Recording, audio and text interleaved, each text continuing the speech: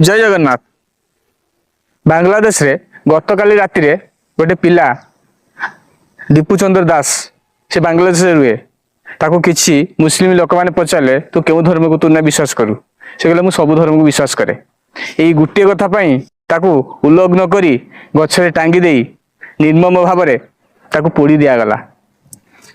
बहुत निर्दय आउ दुखद घटना। जदि सतरे जदि आम हिंदू होइचे ताहले गोटे हिंदू पिला प्रति एटा न्याय होइछि ना अन्याय होइछि आपण विचार करंतु।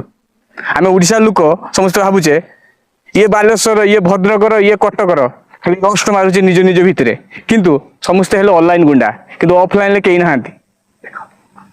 देखा जदि आमे जो सतर जदि हिंदू जदि होइचे जदि ना गोटे मार संतान होइचे आम जो रक्त देह जदि गोटे जदि हिंदू रक्त बहुची त देखै दियो देखिबा। जदि सरकार प्रशासन आ जनता जदि एकजुट हेबे एवं एहा प्रति कार्यानुष्ठान ग्रहण करेंगे ताहले से पिलाटा न्याय मिलिबो। केवल आमको नुहे ए हिंदू धर्म को ही गोटे ना उदाहरण सी रहीकि रहिबो जेहेतु ना हिंदू धर्म प्रथम थिला आज भी अछि एवं जुग जुग धरि रहिबो। जय जगन्नाथ।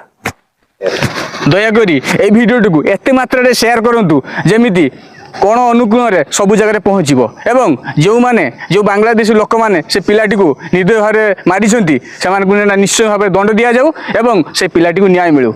जय हिंद।